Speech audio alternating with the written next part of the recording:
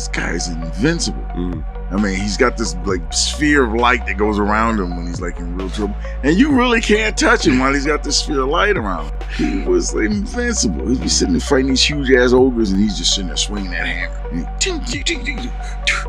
I'm like, Jesus Christ, dude, how long we gonna sit here? He goes, well, this guy's got a lot of hit points. And he's like, but he's banging the crap out of it. Yeah, but I got this such and such, like sphere or something, like a sphere of invincibility or something like that. I'm like, every now and again when he starts getting in trouble, he throws that sphere up and then he's like popping potions and all that. Jesus. Then he's got this one character.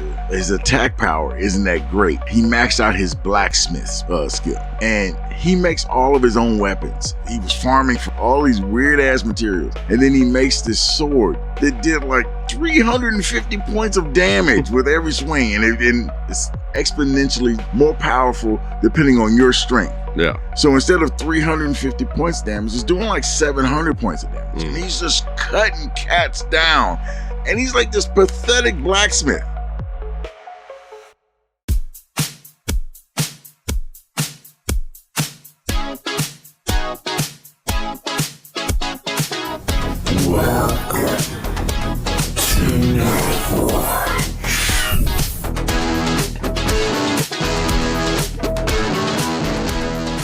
Hey there, Midnighters and Moonlighters. Welcome to Nightwatch. This is your closer-in-chief, doing one more with just Big Smoke.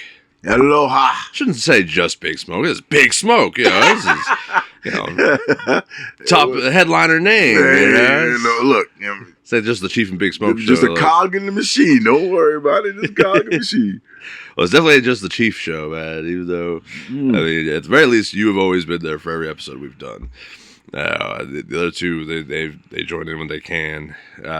Jolly's been doing much better showing up. Yeah, but he's down for the count. He's down. Yeah, talked a little too much Warhammer 40K, and he mentioned Nurgle a few too many times. Yeah, he got the blessing of Nurgle. For those of you who can get the reference,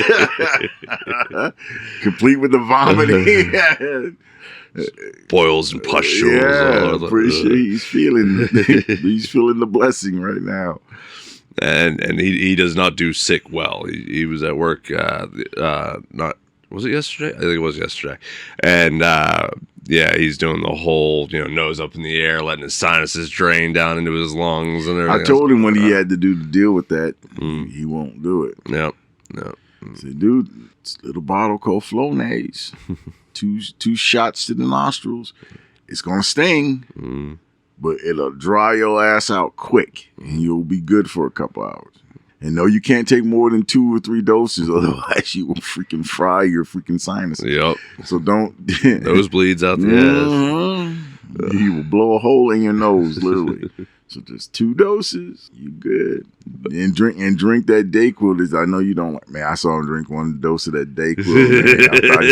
It looked like he was gonna die. Well, he took a shot of gin or moonshine or something. Like you took the hardest tequila in Mexico for that. Made that face, man. Like he just. Like he was taking a shot of shit. Yeah, he did. It's supposed to be bitter. It's medicine. Burns is working. Yeah, man. I feel bad for him. I feel bad, but I have no sympathy. I'm like, look, be a man. There's no one there. It's just you. No one's gonna be putting a wet washcloth on your forehead. Nobody's rubbing the Vicks into your chest hair. You better not call that bitch back to come take care of you either. I was like, we just got rid of her. Don't call that bitch back. Jesus. Oh man, you're laughing, but I'm laughing though. I am laughing. You're laughing, but you're thinking the same thing I am. Don't call that bitch back, because she will come back. Mm-hmm. She's already wanting to come back. Yeah, no, I don't know. Leave that kitty cat out on the steps. Leave it out there. She wants to act like a stray. She could be a stray. Yeah. Go eat at somebody else's freaking doorstep, not mine. God damn. But. Yeah, as far as tech goes, I understand. You got wrapped up in work. We've been there. We've had to deal with that. Look. Right now, this does not pay the bills. No. You got responsibility. You got responsibility. You got wife and kids. Dude, do what has to be done. Mm-hmm. Yeah, so we understand. Yeah. Look, if I had wife and kids that needed me, got their mouths open like little freaking chicklies waiting for their next meal. You're damn right, I'm working overtime. Mm-hmm. And he's missed work too because he was a little sick. Yeah, he was going through the health issues. Yeah, he was messed up on different levels, coming at it from different angles. He was on his knees in front of the cross. Please, Lord, no more. I can't take no more. That was always one of my favorite sayings about throwing up. Was like praying at the porcelain throne. Yeah. Please, Lord. Oh God. Please make it stop. I'll do anything. I'll be better. I'll change. Just please let me get through this. I'll never mix beer with tequila again, Lord. Please. I understand it's a bad idea. Never do it. Patron Silver, no more, Lord. I promise. Patron Silver. There are so many better tequilas, man. Look, man. I fell for that freaking psyop. Patron was supposed to be the best. Fair. I fell for it, but only once. Only once. Tell you what, out in Montana, there's a distillery out there, and they're making actual American brand tequila. They're importing the agave, but then they distill it and process and bottle it here in the stateside. It's some good stuff. It's some really good tequila. I do like a good tequila. I'm not talking about no Jose Cuervo. I'm talking about good tequila. Yeah, I once spent for my godfather when I think he was turning 65, 66. I don't remember which one it was, but he was getting up there and he wasn't supposed to be drinking the hard stuff, but he wanted to get one more. And thank God we did it because like 2 years later he died. But he wanted some top shelf. And I remember it was like a black velvet bag. And it was like $80 for a single shot. And I got 2 shots. And I've never seen a man drink tequila like he drank it. I mean, he drank it like it was wine. That crap burned like a son of a bitch when I was I'm like, how the hell? Ooh, it burns. And he's like, this is good shit.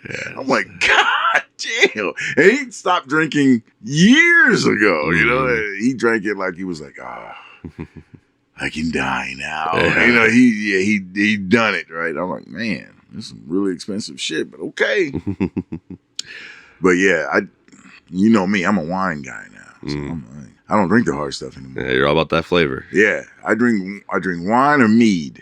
And I got this really Vlad or something like that. There's this Viking shit on there. That shit is so freaking tasty, and it gets me nice and buzzed. It doesn't mess me up. It just gets me buzzed. And I tend to drink it when I'm watching movies that I have a suspicion that I'm not going to like. So I just drink it. I'm like, okay, at least I'm going to be drunk and watching this shit. And that's that's how I get through the stupid movies. You know? I need to get you a good bottle of mead. Again, in Montana, there's a winery, Hidden Legend. And, yeah. Also, Viking guy on the. It's mead, So it's the classic. I've heard of Hidden Legend. That's some good shit. It is very good. They're King's mead. It's got that good that spiced mead, and oh my, it is so good. That plum spice? Or no, not plum. They do have a plum. They got a cherry. Yeah, cherry one. Flathead cherry, because they use the flathead cherries from Montana there, in that area, and it is so good. So I've turned into a wine guy or a meat guy. I'm not doing the hard stuff anymore. Before it was I will put out a warning. Don't try the huckleberry mead. And I don't know if it's just, because I am huge on huckleberry. I fell in love with the stuff out of Montana. Right. And all it is it's a wild blueberry. It's got a little bit of extra tartness to it. It's a little more sour than a regular blueberry, but it's still got the sweetness, but mixed with the tartness. But I fell in love with huckleberry flavored everything out there. I'm talking pies, milkshakes, lemonade, barbecue sauce. They got huckleberry flavored everything out there, chapstick and everything else.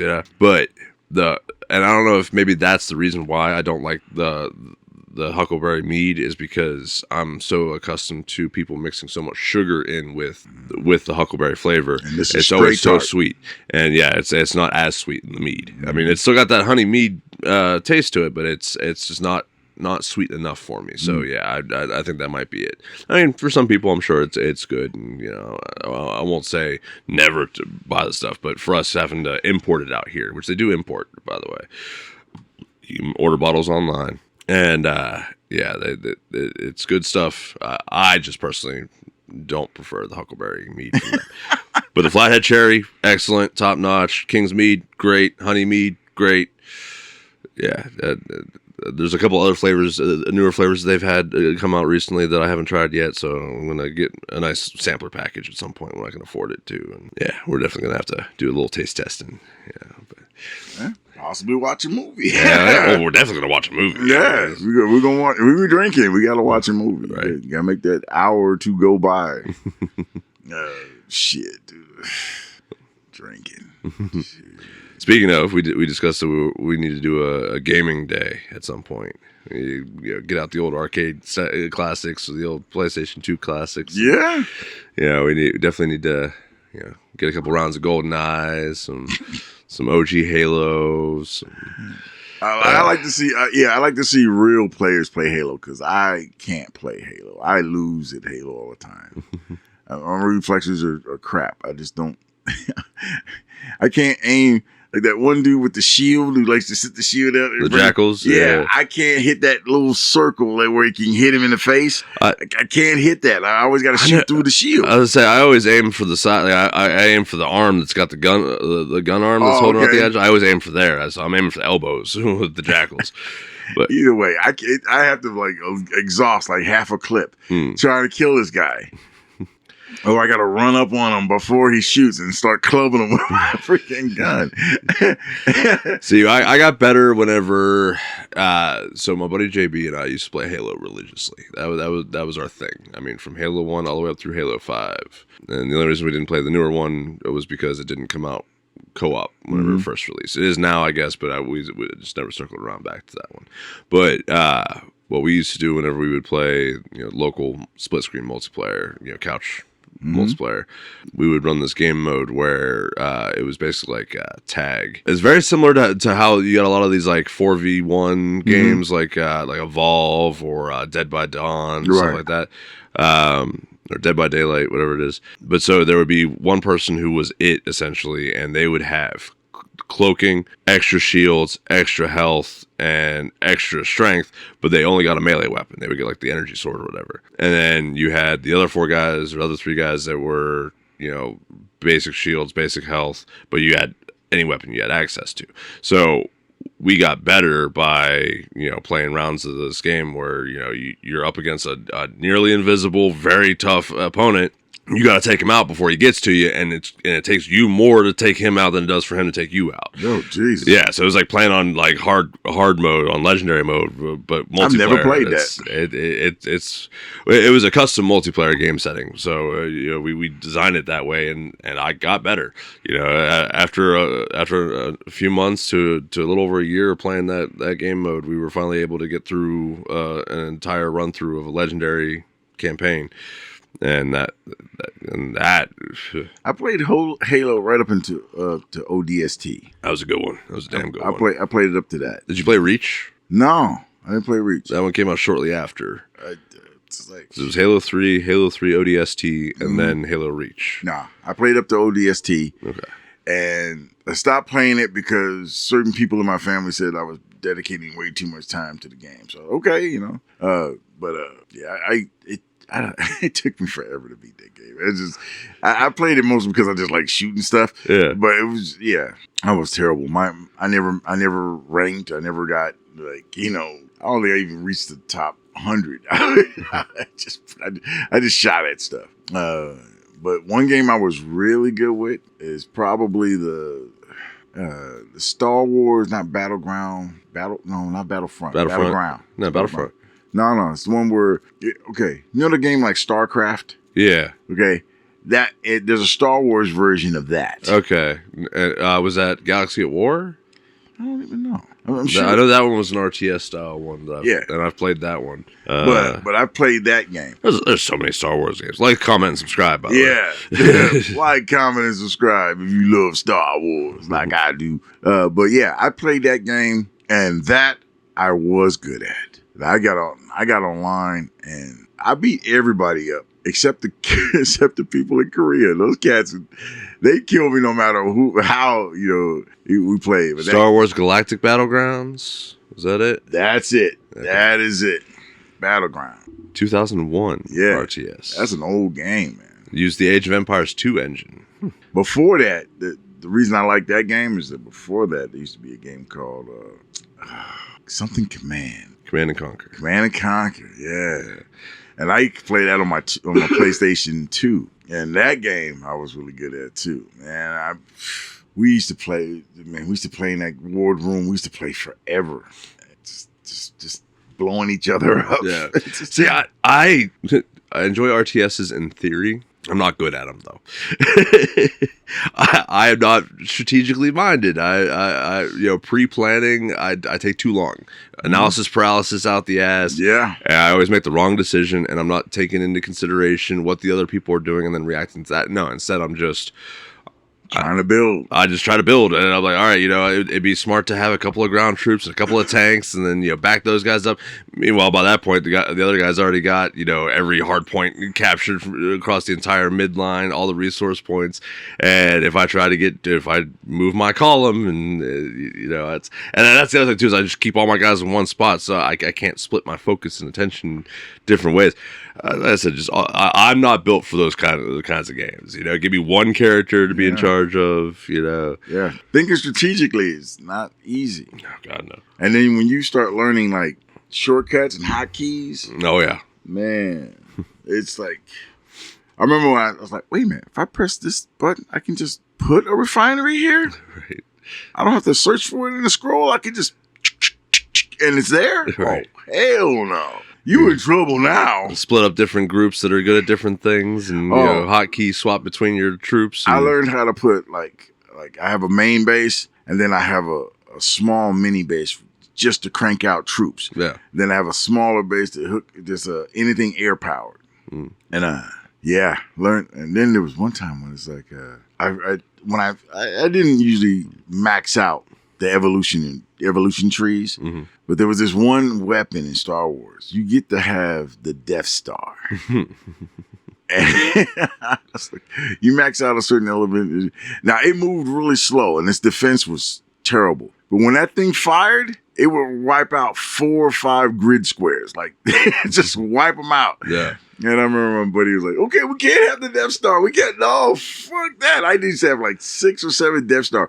Totally ruin my economy. Like a true dictatorship. I wouldn't have crap for anything else. And he'd be like shooting at my base. I'm blowing up your base. And then like, just look at the upper right hand of your corner. Like, oh crap, dude, what are you doing? Boom! It's like the whole base is wiped out. I win. He used to get so pissed. There's no fire. You're overpowered like that. Dude, hey, I'm sorry, man. This is the way it's going to be. But I used to blow all this shit up, man. And those things move slow. Yeah. They move slow. It's like, just keep building them. I had one citadel, and it was just, all I would do is like, every time I had the money for a click, and it would show up, I'm like, yes. Then I wait until I get like 7, because they take up a lot of like resources, and I just go from the farthest reaches of the freaking map that, you're not looking for that guy, and he's just creeping along. And then as soon as that part of the fog of war, and I can see part of his base, I aim like maybe 3 or 4 grid squares beyond that, and then press the kill button, and it's over. It's over. And then before they even see it, they're like, oh shit. No. And he hears this whant, whant, and all of a sudden, you hear that classic, the big giant from an AT-AT. And it's just 7 these big giant green bolts come in, it's over. Everything's just destroyed. And he's just pissed off because he put all his money into everything. It's like I kill all his farming off. I get all that shit off. Man, I love playing that game. So what about simulators? You get into any simulators? Like the Star Wars Battlefront, like when you can go into space and you can be one of the freaking X-Wings. I always played the Rebellion. I never played the Empire. I never played it as a TIE fighter. But there's a point where you can do like I think you can do like 3 or 4 different modes. You can go down to be the troopers, or you can do the whole squad thing, or you can go into space and do the entire theater. And I used to always be a freaking... I know you can do that in Galaxy of War. I know you can do that in especially in the newer Battlefronts. But no, those are still just shooters. What I'm talking about is like flight simulator or farming simulator or anything like that. Power wash simulator. I got super into. Nah, I've seen this. So you showed me about that. Nah, I don't do that, man. That's too generic for me. I mean, for me, mostly if I gotta kill something, I gotta shoot somebody. Yeah. That's why I liked. Okay, but I liked whenever like shooter games. I liked Red Redemption or something. Red Dead Redemption. Yeah, Red Dead. Oh man, I love that game because you could do all kinds of stuff to anybody. Once my friend told me, he said, "Hey, you can lasso this chick and drag her out into the swamp, and the freaking alligators get her." It's Red Dead Redemption 2. Yeah, no, but I didn't like games like Grand Theft Auto. I didn't like games like that. Ironically, the same company makes both. Rockstar. Yeah, I know, but I didn't like Grand Theft Auto. I didn't like any of them. Yeah. I mean, by comparison, I definitely preferred Red Dead Redemption. I didn't really play a lot of Grand Theft Auto. I take that back, because I did play a lot of, oh shit. What was the one with CJ? It was like the first RPG style one. It was right before 4. San Andreas. I thought you were going to say that. I only played the first one. The first Grand Theft Auto? Yeah, I only played and the one where you couldn't even get out of the car? You were just in the car? Yeah, I only played that. No. What's the one where you could actually have the sex scene? That 2? You could be a gangster, you could pull up on this girl, and and depending on how good you banged her, you got experience points or whatever. I'm trying to remember if that was Vice City or if that was also San Andreas. I played that one. I think that was San Andreas. So I played. Well, then I did play San Andreas, but I played that one scene over and over. Of course you did. I thought that was so funny, especially if you missed the stroke. She'd be like, "Oh, your shit's terrible." I'm like, "Oh fuck, man." Yep. This bitch is telling me I can't fuck. The bitch on the video game said I can't fuck. I'm trying to remember, the first time I saw something like that was God of War. God of War 1 and 2. I never played that game. You never played any of the God of Wars? I never played not a single one. I feel like you get really into the God of War games. I never did. I haven't played any of the newer ones. But I watched tons of walkthroughs. Yeah. But I just didn't. In fact, my favorite walkthrough is when he's fighting Hercules. And Hercules comes out with these big old freaking things. I'm like, Jesus Christ, look at the size of this dude. This dude's walking out, and I mean, at first... Hercules done right. Hercules is beating the crap out of him. And then he starts... I think this dude, he was using the speed of Hermes to work around him. And then all of a sudden, he's beating the crap out of him. And it's like when he gets the upper hand on these guys, and he's beating the crap, and it gets really over the top, bloody and graphic. I'm like, holy shit, when he killed Hercules, I'm like, wow.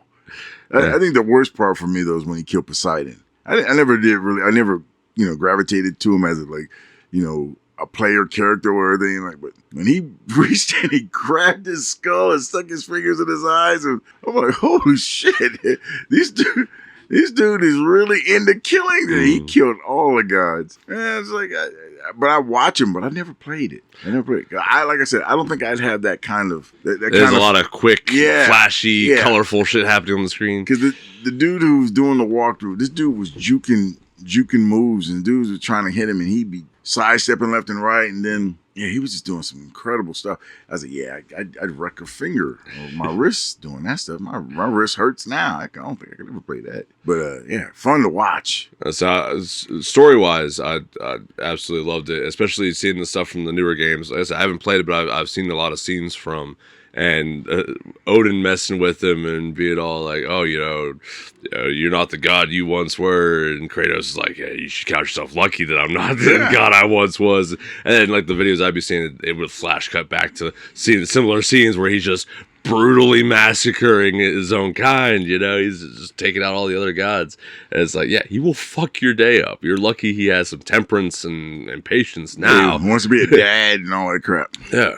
Well, I mean, he was always a dad. That was the thing. That was the thing? Yeah. So in the original games, the reason he was the ghost of Sparta was because Ares got in his head and manipulated him into brutally killing his wife and daughter. Oh. And in retribution, the gods took their ashes from their corpses burning and plastered onto his skin. So that white, pale skin of his is actually him wearing the ashes of his dead wife and child. First wife and child. Oh. Yeah, that's why he's so fucked up. That's what drove the vendetta of him killing all of the gods. Yeah. That's what pride and hubris will do to you, man. So, well, and that was the thing. It was like it kind of stole that story of Hercules, because that's what happened to Hercules, was that he was driven to a madness and killed his kids and his wife. Killed his wife and kids. But so, and then come to find out they're half brothers, because Zeus is both their daddies. But yeah, I gotta say, Zeus is the man. That dude, man, he be slanging it. He's slanging it. It's like all like 90% of Greek mythology. It's just Zeus. And Zeus got horny. Yeah, Zeus took the shape of something or other. Yeah. Zeus saw her taking a shower by the water field. Let me turn into a swamp. Hey, baby, look at me. I'm a swamp. But yeah, no, that notion of the powerful character turned humbled and wise old man, and then still has that power to back up through the wisdom that he has gained from it too. You know, that was something I thought was really cool with the newer games, because like he got that second chance. He married the giantess, and you know had another son or something. Another son. What is he's technically Loki, but I'm trying to remember his Atreus. There we go. That was his given Greek name, and yeah, the Norse gods coming in trying to fuck with him, man. Like, and it really was that too, because it started with Baldur, and Baldur showed up picking a fight. It's like, come on, you know, nothing can hurt me, but you kill gods, fight me. And Kratos told him like 3 times, like, no, I want you to leave us alone, go away. I don't want to fight you. And he's like, all right, fine. And then fucking cold cocks him, and it's like, all right, well, you don't want to fucking leave. I'm going to show you what I can do. And then they just start like busting through mountains and shit and fighting each other. How many Gods of War games are there? So there's the original trilogy for the PlayStation 2, and that was during the Greek arc, which I think there was actually an additional ones, Chains of Olympus for the PSP. So technically 4 there. And then there's been 2 so far for the newer games with the Norse pantheon. So God of War and God of War 2 Ragnarok. And that's all they've put out so far in the newer generation of. That's PS4? PS4, PS5. Oh, man. I'd probably buy it and not play it. That's just the problem. See, my issue has been trying to hold on to a PlayStation. Well, I had a PlayStation 5. I ended up selling it. I know. I'm still irritated about that. I never played it. I know. It just sat there. I'm like, I understand. I had a PlayStation 2 all the way up until the Xbox 360, PlayStation 3 came out. And by that point, I had friends that had Xboxes. I got turned into Xbox, so I got an Xbox 360. Trader, they just had better games at the time coming out. It had Halo. Halo was only on Xbox, and me and my friends were playing Halo. But so I felt the same way right up until Steam came along. Yeah, and that's how I bought all the Halo games off of Steam. So I never really got into PC gaming. Yeah. You know, I started playing Halo. I tried, but now I don't like Steam because I don't have the physical copy. Yeah, you don't own those games. I don't own those games. You know? Well, I do now. I had to buy a whole new rig to get it, but I was like, man, I was pissed off. I was like, for months, I couldn't play any of the games that I liked. I mean, my really favorite games. Like, I had this one game called XCOM. Yeah, heard of. I played RTS. I played the hell out of that game. And I don't care how many times I beat that game. I played the hell out of that game, and I played in different versions. I played it one time where I had nothing on my fire team, nothing but snipers, and I'm blasting the shit out of the aliens. And it's kind of I lose a lot of snipers that way because they're one shot, one kill, and if they don't kill you, you know, they're pretty much doomed. But yeah, I played the hell out of that game. See, I do that a lot with as far as like the replaying stuff goes. I do that a lot with the Bethesda games. A lot of Skyrim, a lot of Fallout, and a little bit of Starfield. I can't play Skyrim. I get my ass handed to me. Turn the difficulty down. Play it on very easy, man. I play it on normal, or I don't play it at all. If I play it on if it's too easy, then I hate to swing my sword once and the guy dies. I want it to be a battle, but I play it on normal. Yeah. I get killed quite a bit. What? Baldur's Gate, I get killed a lot. Because either I'm not fast enough on who does what, or worse, I'll overshoot a spell. I'll say it's turn-based. Yeah, but was it Baldur's Gate 2 or 3? I think it was 2. I don't think you've played 3. 3's massive and just came out a couple years ago. But I played the shit out of it, and I got killed all the time. I get ran down. I get into Baldur's Gate 3 because it runs off of like the 5th edition mechanics of D&D, and I'm very familiar with it. So I know most of the broken combos and stuff and what works even within the game rules. It's almost too easy unless I put it on ridiculously hard mode, but then I can't keep up with ridiculously hard mode because, again, I'm not strategic. And with that turn style base, it's like I'm trying to keep track of too many characters. Now, when me and my buddy JB were running through with it, it's like I had a character, he had a character. We were both playing very OP characters, and we each had a secondary character because you make up a party of 4. And that was much easier to stay on top of because he was playing tank and healer, and I was playing damage dealer and mage. See, I didn't know the mechanics of D&D. I was just, it's a game. It looks and it's like wizardry and warlock. Okay, well, then I got my ass handed to me. I'm like, man, this sucks. Yeah, this sucks.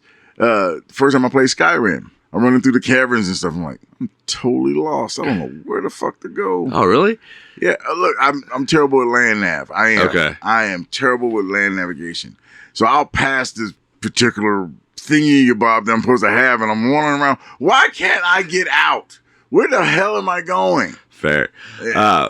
See, for me, it's I can't even necessarily call it a knack because the game designers do a very good job of designing the levels to have a kind of natural flow to it.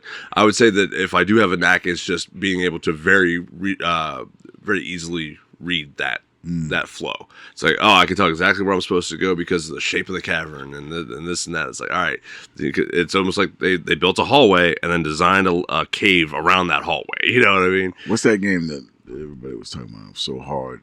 People were pissed off that it didn't have like an easy mode. Dark Souls, no. Bloodborne, Elden Ring. Elden Ring. Yeah. I played that game. I couldn't get out of the valley. I got killed. Well, I made the mistake of going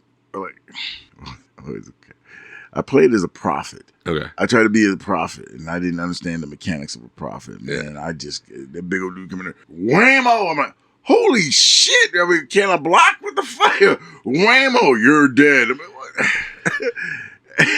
and those games are designed to just be brutal. Yeah, you just keep killing you until you get good. Yeah, I got killed so many times at that game, and I got to be where I could walk the freaking valley area pretty well. But I couldn't get out. I didn't know how to get out. I'm like, God. And there is no direction. There is no. Yeah, and I just wandered that entire map. Well, I mean, there kind of is because you can. There's a item that you can trigger that shows you the path to the next bonfire. My son-in-law showed me when I went to because he had Elden Ring. And I said, "Do you know how to get out?" And he showed me. I was like, "Dude, I must have passed that thing." Like 900 times. Yeah, they don't make it glaringly obvious. Yeah, it doesn't glow or anything or shine. I'm like, oh man. I'm like, yeah. Sad part is I do keep getting the occasional desire to get back into that game because I own that game. Again, it's one of those ones that I don't stick with it long enough to get good, but I have fun with it while I can and be moderately successful with it, and I can grind it out for a while. But if it's too grindy, if I gotta keep just banging my head against the wall, I'm gonna move on to something else. Yeah, I wasn't good enough. I gave up on it. It was like 50% of the games that I've ever had where I didn't finish the game entirely. Mm-hmm. There's only a few games where I beat the crap out of the game, replayed it as a different character, beat the crap out of that game, got a different character, put it on super hard mode, beat the crap out of that game. Then on super hard mode with the character. OP got 100% on this game. I mean, actually started digging around every corner to figure out everything I could do on the game. Yeah, there's only been a few games where I've done that. So that's where I started doing with the Elder Scrolls games and then the Fallout games. It started getting to a point where, again, if it's set too easy, then it's not fun because there's no challenge to it. But at the same time, just getting one-shotted by things because they have more hit points than you do and their bullets do more damage than yours do, that's not fun. That's not a challenge. That's just turning things into a or a bullet sponge. But what I've found that I enjoy doing is either setting self-imposed restrictions, like I can only carry 50 pounds worth of gear, or I can only carry one weapon, one armor and one weapon at a time. It's just a flesh food. And then other people obviously had the same idea because whenever they started doing mod support for the games on console and stuff, there was some of the earliest mods were always like hardcore survival modes, and there was one for Fallout 4 that I really enjoyed where it's like nuclear winter. It's wintertime in Boston, in the Boston area in the Commonwealth, and you have to worry about clothing layers and the thermal protection because otherwise you can freeze to death outside.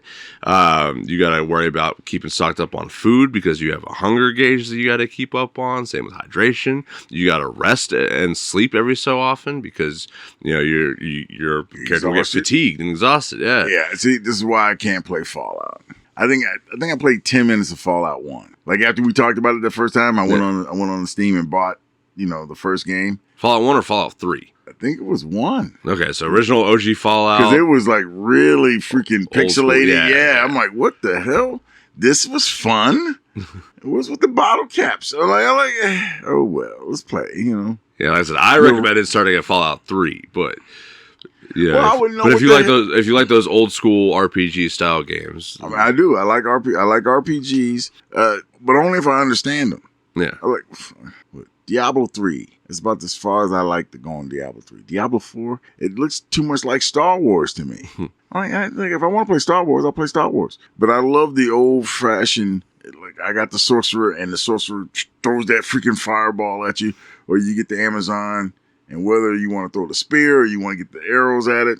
Of course, there's the warrior. You can get the shield and the mace, or you're going to get the long sword, or, are we going for speed or we're going over the power with the strength? And then, of course, you get later, you start doing the necromancer.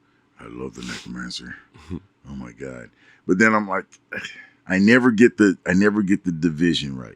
Do I want one summon who's like this beast of a skeleton who will just crush you? Or do I want 5 mid-range skeletons? Maybe they're tough, but I never get past a certain level because they're not strong enough to deal with even the basic of the people in that area. Yeah, then there's the druid.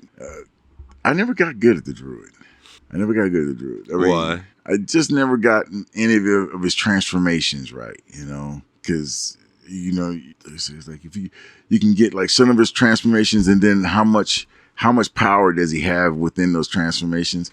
I just never got the mix right. Maybe I just didn't know how to use them. My only real issue with RPGs, heavy RPGs like that, or like MMOs, that kind of thing, was that you just start getting this arbitrarily high number power scaling and shit. It's like, I don't need 15,000 hit points. I need 100 hit points, but, bump up armor or something, or damage resistance, that kind of thing. Like, there's no point in having ridiculously high numbers whenever you can have simplified numbers in math to worry about. You didn't like World of Warcraft either. Yeah. Nope. I tried it. I really did, but... The grind is what makes that game. But then they had the subscriptions, and I didn't like that. See, and the other thing, too, I don't like the grind because it still comes down to chance. I like my efforts being rewarded. Consistently, so it's like case in point, a game like Daisy. Okay. No, sorry, not Daisy. 7 Days to Die. Similar concept, zombie survival game, but 7 Days to Die has a perk system and a leveling system. You gain experience, you level up things that you're using. You gain more access to those skills based off of using them. So you're grinding out stats and perks and everything for the stuff that you're using consistently, and you're getting rewarded for it consistently. And getting better gear you either have to craft, or if you get your skills high enough, you'll find more frequently in the world. So there is that drops and stuff. Yeah, so there is chance, but you can still grind it out consistently and know that you'll get it because you can just make it. Yeah, if you do like one area, then eventually your chances of getting this particular drop happen. Well, it's like if your sledgehammer skill is high enough, then you're going to have a better chance of getting a higher tier sledgehammer dropping. You know, you're going to have like a 50% chance of a tier 2 or tier 3 drop. Or you can just go craft a tier 3 with mods and know that you have it because you earned it. You got the materials. Diablo was pure chance, and I did. That RNG, random number generator. Yeah, sometimes you would get some shit. Get some gear that's like, holy crap, I've never seen this gear before, and you'll never see it again. Right. And you'd be sitting there wasting months in this one particular area where you found it originally, and it never shows up again. You'd be like, what the hell, man? And then, of course, you know, I finally, I think I got on a forum or whatever, and I asked about it, and oh, man, you wasted your time, man. You know, if you got it once, you probably never get it again. Yeah, you got like a 0.0001% drop chance. Yeah, and I'm like, Jesus Christ. And then Destiny was a lot like that. It was, you know, Bungie. They put out an awesome concept of an action shooter RPG, but then it was random loot drop for better, you know, equipment and everything. So you had to grind out missions and levels, and in order to get the gear that you wanted. And then there was and for me, what killed it for me was there was a chance that you get the gear that you wanted that had the right stats, but it wasn't the right build. Like I'd get a DMR. That, you know, single shot rifle that has ridiculously high stats and damage, but like I'm an assault rifle guy, you know. I like having the, you know, controlled bursts and steady staccato of gunfire, you know. But I got this one guy that I used to hang out with, and this is like the beginnings of the first MMO. I can't even remember the game, but EverQuest. Oh no, I got a brother. He still plays EverQuest. He plays EverQuest since the first day it came out. And he's got ridiculously powered. Like he's got is it a paladin? I think it's a paladin. But this guy is invincible. I mean, he's got this like sphere of light that goes around him when he's like in real trouble, and you really can't touch him while he's got this sphere of light around him. If you ever got isekai bubbling up or something like that, he bubbles up. If you ever isekai into his character, he'd be set. He was invincible. He'd be sitting there fighting these huge ass ogres, and he's just sitting there swinging that hammer. I'm like, Jesus Christ, dude, how long we gonna sit here? He goes, well, this guy's got a lot of hit points, and he's like, but he's banging the crap out of it. Yeah, but I got this such and such, you know, this like sphere of something like sphere of invincibility or something like that. Like, and he just. Every now and again, when he starts getting in trouble, he throws that sphere up, and then he's like popping potions and all that. Jesus. But see, that's the thing, is like he's a really effective tank, but then you need damage output to counter that, to balance out the party. You know? Yeah, but he plays it, and then he's got this one character. His attack power isn't that great, but then he maxed out his blacksmith skill, and he makes all of his own weapons. So he was farming for all these particular weird materials, and all these weird ass materials, and then he makes this sword that did like 350 points of damage with every swing, and it has a 110% chance of like defeating your defense. So this dude is like swinging, and it's exponentially more powerful depending on your strength. Yeah. So instead of 350 points damage, it's doing like 700 points of damage. And he's just cutting cats down. And he's like this pathetic blacksmith. See, that concept always appealed to me as far as wanting to get into MMOs. Like, I love the idea of, you know, like you see in anime, especially, you know, you build up a guild of people that are dedicated to playing it. You know, you're putting the time and effort in, and you're not just doing combat. You're also doing the side quests. You're also crafting things. Because like I used to get really into that aspect of it in RuneScape.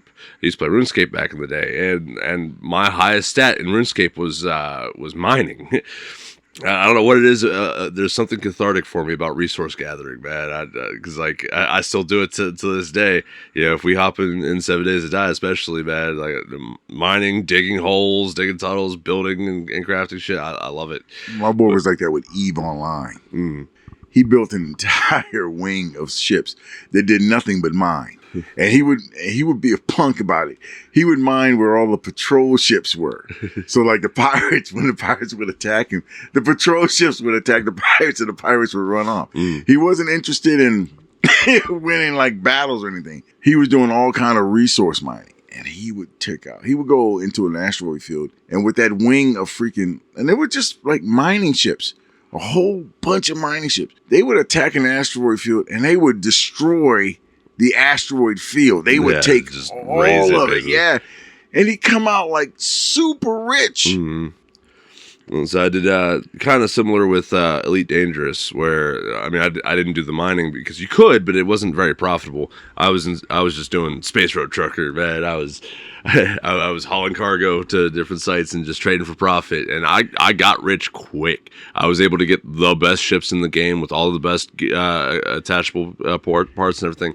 And at that point, it kind of lost its flair for me, because at that point the game was easy. Yeah. I didn't even know I didn't even know there was a song based on that shit until we were playing EVE Online. And it's like, come on, come on, come on, let's go space trucking. Come on, like, what? That's a song? That's a song, really? He's like, yeah, man, isn't it great? I'm like, holy shit. And then of course, what was it? What is his name? I can't believe I forgot his name. Something against Evil Dead. Ash versus Evil Dead. It's a series. Yeah. And he's getting ready to go to the bar. he's like strapping on shit. He's like, oh, this is gonna hurt. And he's got a girdle. And he's straight. And they're playing that song. Come on. And he's sitting there, getting all pumped up. He's got his one hand. He sticks his like wooden hand.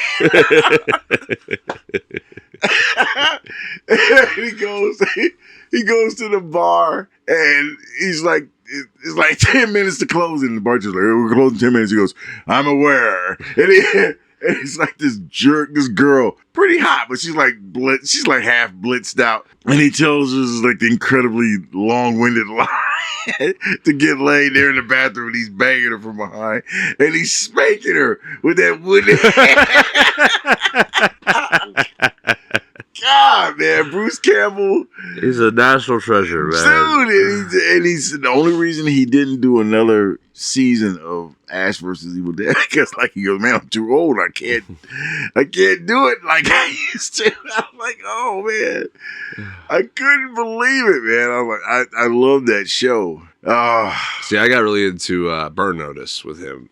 And, yeah. I loved him in Burn Notice because he's like my kind of pimp, man. He was pimping out all those rich old chicks. Buying him cars and my God, vacation houses and shit. Giving him an allowance. I'm like, oh my God. He was awesome. He was like just pimping out these old chicks, man. I'm like, oh my God, dude. He is the man. Man, my ex-wife used to hate that. I'm like, yeah, look at him get it. It's the way you get it. Dating like hotel chain CEOs and shit like that. Oh my God, this dude. And on top of that, he's running all these crazy ops with his boy. Oh God, that show was awesome. But Bruce Campbell, another dude like that was probably Ron Perlman, the Hellboy movies. Yeah, the first two anyway. The third, look, I like the third one. That was when they switched over to what's his face from Stranger Things. Yeah. Okay. I mean, and I like the effort. It didn't make any money, or the freaking the other movie after that. There's two Hellboy movies with the other guy and two with Ron Perlman. And the other two didn't make as much money. I think the fandom for Ron Perlman was just too strong. I mean, he really did an excellent job of portraying that character. Yeah, he really did. It's just can't compete, man. Yeah, whenever Ron Perlman was on the screen, I'm like, okay, that's gold. No matter what, Pacific Rim, gold. Cutting his way out. Where is my damn shoe? And like, you just cut your way out of a freaking kaiju. Like the first thing he's wondering is where his shoe is. What about Mutant Chronicles? You remember that one? I remember Mutant Chronicles. Yeah. That was a very underrated, underhyped movie. Yeah. That was a really, I really enjoyed it. I loved the aesthetic, the vibe of that movie, man. Like, I think that was the first time I experienced what do they call it, like diesel punk, basically. Yeah. And yeah, I thought that was a really, really excellent movie. I need to watch that one again. It's been quite a few years since I've seen that one. Yeah, that one's on my list of things to rewatch. But yeah, well, like, was there a Hellboy game? I don't think there was. Oh yeah. Was there? Yeah. Yeah, I think there was a couple of them actually, but yeah, there was one that was like the old school action adventure platformer. Oh, just go hack and slash. Well, you're bashing with the fist. Big, the fist of doom. Oh boy. There's Hellboy Web of Weird. It was an arcade game. And then in 2008, there was The Science of Evil. That was the one I was thinking of. It's the old 3D action hack and slash. Never played them. Yeah, that was PS3, Xbox 360 era. Yeah, by that time I was married with kids. I wasn't playing video games. Yeah, there's a whole genre of video games that I just simply I didn't get to play. When my kids noticed that the PlayStation was there and that they could play video games on it, I started playing games like Alice in Wonderland and Lemony Snicket's, you know, Series of Unfortunate. Series of That was a fun Unfortunate. game. That was a good one. Yeah, but it's the funny part about it. Like, I still tease my kid about it now because I still have the game. I have the save spot where she never could get past. Like, it got to the point where she would play the game, she couldn't get past it. She comes running upstairs. Dad, I can't get past this spot. So I go downstairs with her. I get her past that spot. Then I go back upstairs and she play. Dad, I can't get past this spot. And then I'm like, look, you know, you're never going to get better at this game unless you play it. You know? And she was like, I can't play it. I can't win. And then she gave up on it. I remember looking at my PlayStation and I had one of really old memory. Oh, what's this one? You know, suck it in there. I'm like, let me snick it. I never erased this damn thing. And sure enough, it's the exact same spot where she got mad and she rage quit. Yeah. And so when I visited her for last Christmas, I was like, you know, I still got that Lemony Snicket game, you know, in the save spot. And she's like, you wouldn't help me. And she was still mad about it. I'm like, God damn. I was like, I should just send this PlayStation with the game on it so you and your husband can play. And he was like, no. He's like, he's all behind her. No, why would you do that to me, Big Smoke? Yeah, don't do that, man. I thought that was hilarious. I thought we were friends. I had the game and everything. I was like, wow. I got like 65, 66 games. I was like, and I never throw these craps away. But then he was like, I got Frogger. I was like, Frogger? I stuck it in just for shits and giggles to see if it still plays. Still plays. Yeah. Oh, yeah, man. Those PlayStation 2s especially, they were tanks. Durable. They were built to last. Yeah, durable. The reason why that console still stands out as having the most consoles sold and the most games made for it. For a generation of consoles. Yeah. I was like, man, it just, you know, you've seen it. It's just right in front of my TV. I play every night. I'm going to put that in there. When I get tired of dying in Hogwarts, I put it in there. Oh, shit. There. Oh, Spy Hunter it is. I'm playing Spy Hunter. I'm like, you know, I here's the thing though. Spy Hunter on my new TV looks almost bad because it's like one stage below being pixelated. It's just too much colors for it. Too much. Yeah, we talked about that before. Where they designed the games for a CRT television. And so without those, you know, scan lines and everything, the way that screen portrays, on a 4K TV, it looks awful. It looks pixelated and it looks almost trashy. Yeah. But whenever it was still on that old school fuzzy style screen, it'd be great. It blended and smoothed itself out and it looked good. I just don't have enough room on my desk. I was like, oh my God. And I almost broke down. I'm like, I got to buy another TV and put it up here. I'm like, how am I going to make this work? I was like, I can't move my workout bench any further. It's against the wall as it is. See, they need to just figure out a way to display something on a 4K screen like it's a CRT screen. That's what they need. They need like a filter that you can apply to it. Yeah, like on my PC games, some of my PC games are really old, so there's an emulator. Puts it in a little box. Yeah.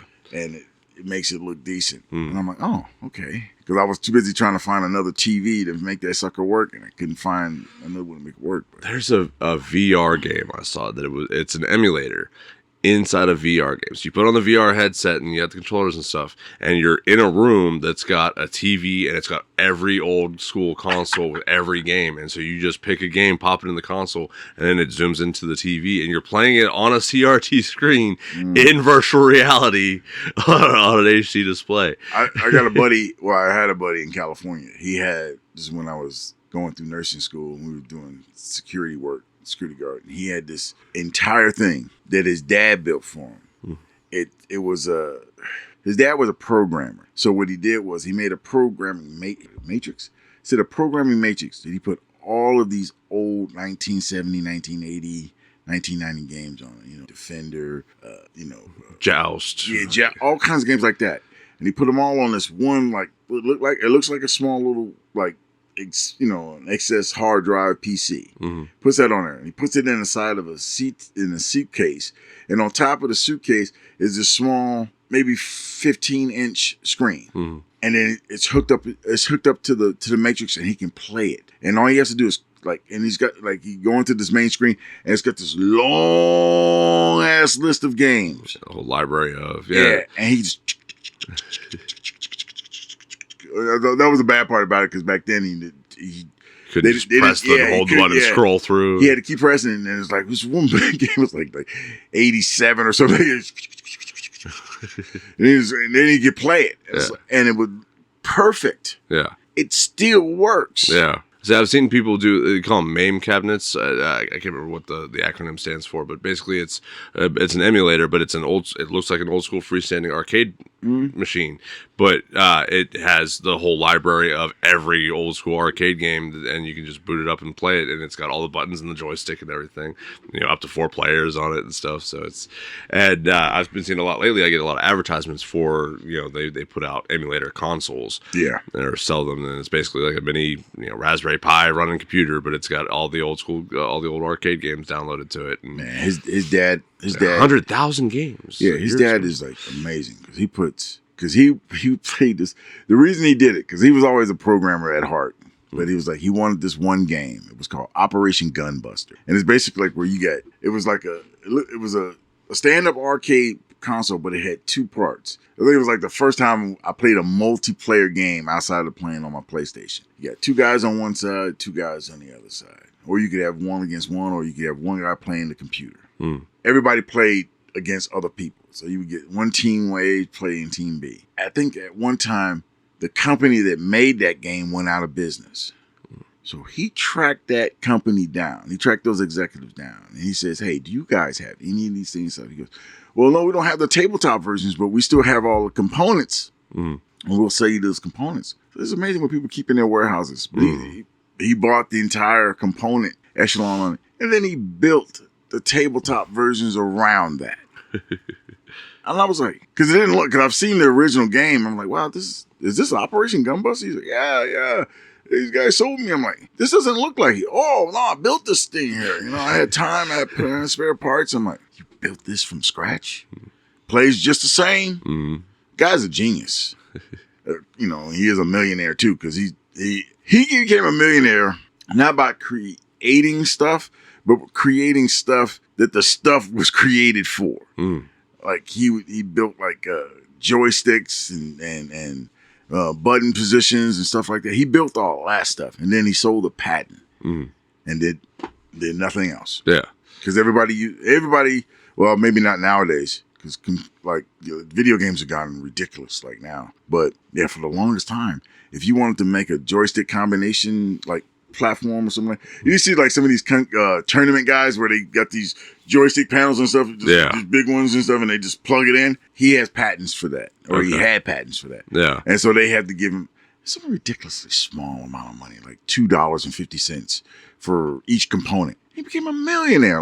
Because they sell millions of components. Almost overnight, he became a millionaire and just sat around. It was people would call him and he's like, yeah, I can make that. And then he'd go in his little workshop and he'll make stuff. Most of the time, he's just sitting outside by the pool. In California, man, it's sunny all the time. God, to be able to have a skill like that, man, it would be great. Yeah. But instead, we sit here and tell stories about it. It's like, and it's like, okay, this is why a guy like that is like. I remember one time I asked him. I said, "Man, what happens if you ever?" Because his wife and him are like really frugal. They're really like homebodies. They don't. I mean, she's got him going out on cruises now. Now they're really old, They're like in their mid-80s, and then they're out there just going out on cruises. Yeah, doing stuff they hadn't gotten. Never gotten to do it. And she's like dragging him out there because they don't do anything at home. I remember one time when I came back from leave one time, I was like, "Man, dude, I was like, what if you lost all your money? What would you do?" He goes, "Well, I just simply ask all my friends, loan me a few bucks and I'll just make the money again." That was the answer. I mean, you did it once. I was like, he'd be that kind of guy. I mean, never really broke. Just broke right now until I figure out my next $1 million scheme. And it's not schemes. He was just that good. I mean, and the fact that he was good at getting the market what they wanted. Yeah. And how he got started into it, he wanted to make his Apple IIc or IIe or something faster. So he built a freaking... This is before they knew how to like do the memory chips. Yeah, how to upgrade it. Yeah. He actually grafted 2 memory chips together so they'd run in tandem. So the Apple IIc would have more in memory. I was like, "You knew how to do it?" He goes, "Oh yeah, you take it apart, man. It's right there in front of you. It's for everybody to see." I'm like, "But isn't that shit proprietary?" He goes, "Oh, it's proprietary. I can never take it in to get it serviced because they see all the shit I did to it." But he goes, "Yeah, you can do it if you know what you're doing." I'm like, see, regular people don't think like that. Yeah, he was a great guy. And he was just such a big nerd. He loved video games. He's one of the biggest nerds. Hey man, necessity is the mother of invention. If you need a computer to run faster so you can play games better, you figure that shit out. It's so bad too. Like, we're playing video games. 15-year-olds playing video games. He goes walking in from work. He goes, "Hey, what are we playing?" He climbs over the couch. Scoot over. Doesn't even kiss his wife. He just starts playing. He starts playing with us. It's like, Jesus Christ, he's just like a big ass kid. He was a big ass kid. And she'd come in and give him a kiss on the head. "How you doing?" Hey, what's up, man?" "Yeah, whatever. We were playing the video games. Leave us alone." Oh, he's a great guy. He's a great guy. He can barely walk nowadays. He's got that old cane of his, but he still thinks like a programmer though. Like, oh man, I don't know if I'd ever want a mind like that though. I mean, obviously for the money aspect of it, sure, but he's thinking on a level. Even now, he's like always thinking about how he can make something better, or how he can make something more efficient, or how he can make something more puzzles and problems. Yeah, I don't think like that. I think, of course, I'm more base. I think, what can I tell her that she'll believe? How long shall I wait till I make my move? See, I don't think in terms of like wiring and schematics, but I do think in terms of maximizing efficiency for processes. That's a big one for me. Is just how can I make a thing more efficient, or how can I do a thing more efficiently so it takes me less time to do it. Like at work, I've gotten so fast at work because I don't want to make pizzas all day, so if I can figure out a way to make them faster, then I'm going to do that. It's because that makes the work easier. Nah, for work, I'm thinking if I make a left at this corner and make a right at this corner, I can skip the light and I can cut the light and go right. Well, it's similar. I don't want to go left. I'm going to go right. I want to get there, and then I say, okay, I know this address. These fools take forever to come to the door. I'll call them 3 blocks away. They answer the phone. "Hey man, I'm outside." I'm not outside. I'm 3 blocks away.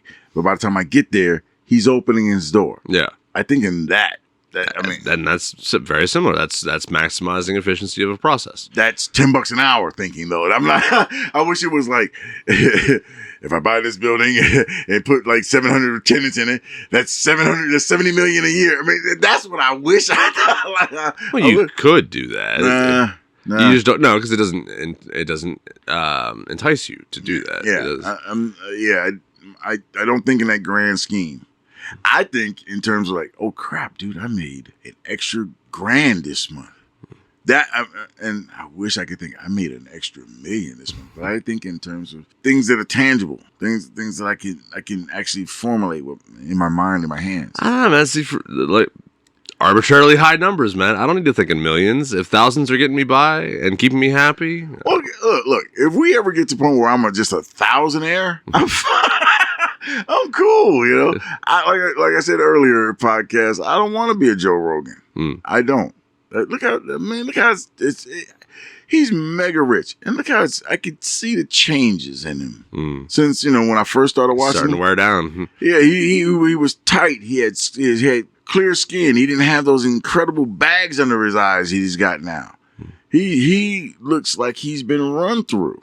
Well, I mean, you gotta figure he's seen some of the worst shit that people are wanting to know about and talk about. It's like how they show it a lot of like things like Call of Cthulhu, where the more you start getting to know the things that are really going on, the more it takes its toll on your psyche, and you just start breaking down and going insane. That kind of wear and tear on you, man. I remember one thing that really made me think. It was a Silver Surfer episode I was reading. And there was this one time Silver Surfer was sitting in the palm of Galactus' hand, and he was talking shit to Galactus, and he goes, "You don't understand, you're not taking in account of all the things that I've had to deal with in order to keep you, well fed." And he goes, "Well, neither do you. I mean, you're my herald. I mean, so I'm safeguarding you." And he's like, "Safeguarding me from what? I'm the herald of Galactus." He goes, "I'm gonna give you just a taste of what you really are experiencing." And so he turned off all of his protections, and then all of a sudden, being bombarded with cosmic radiation. Well, no, he was sitting there. Psychic energy. Well, he saw all of the trillions of people who died. Oh yeah. And he started drowning in a sea of blood. You see him; he's sinking in this giant lake of blood. He's sitting there and he's terrified, and he's like, "Ah!" And then he turns it back off, and he's sitting in the palm of Galactus' hand, and he's got this horrified look, and he goes, "Do you understand now?" And I'm like, oh fuck. He's like, "Yeah, I don't think I want this job anymore." He just gave him just a taste. Just a taste. I don't want that. All right, things beyond our comprehension. Yeah, I'm gonna stay in my lane. I want us to get to that thousandaire status. Yeah, I can do 1,000-air status. I can do it. Yeah, that won't be a problem. In fact, it might be a little bad for the surrounding inhabitants, but it's gonna. I can do it. I think of it in terms of. There have been some people who have made $1 million off of being honest, but no one's ever made $1 billion being an honest or a good person. So like that would definitely be where I draw the line. Like if I ever hit $100 million, I'm good. I'm out the game at that point. I've made my money. I have no desire to push past that point. Because I'd hate to see what I would become in order to get to that point. What you'd have to do. Yeah, the kind of monster that I would be. How many lives had I ruined? How many small towns had I wiped off the face of the map? Families broken and destroyed. Buying banks and totally foreclosing on it. I need this land. What bank owns this land? Buy the bank. Okay, foreclose on this land. You're like, that kind of shit. Yeah, no, couldn't do it. Yeah. Could never do it. That happened on an episode of the Boondocks. This rich old dude, man, he bought the bank and then all the land and stuff. He foreclosed on all the freaking businesses and shit. And it's like, holy shit! And it's Boondocks is like that, dude. You ever watch that show? Yeah. Oh yeah. Yeah. That show is terrible, man. It's funny in some aspects, and then it's like absolutely like, oh, it's a little too real. Yeah, it's supposed to be a cartoon. Yeah, it's supposed to be entertainment. It's supposed to be funny. I ain't laughing right now. This is not a life lesson. This is not a life lesson. Yeah. All right. Hey, man, all 3 episodes we hit right around that same spot. About an hour 15, hour 12. Yeah. So we'll go ahead and wrap it up there. you know what to do at this point. Hopefully, hit the social medias, Facebook, Nightwatch Podcast. Podbean is our RSS feed host, broadcasting, distributing out to Spotify, Apple Podcast, and iHeartRadio. If you want to help financially support the channel, get us a couple of coffees. Any donations are welcome at our coffee page, ko-fi.com. We appreciate you. /Nightwatch Podcast. And that's going to be it for this shift, folks. We will see you on the next one. I had fun. All right. Time to empty out the mop bucket, run the trash, and hit the lights. Go get off my time clock. Be safe getting home.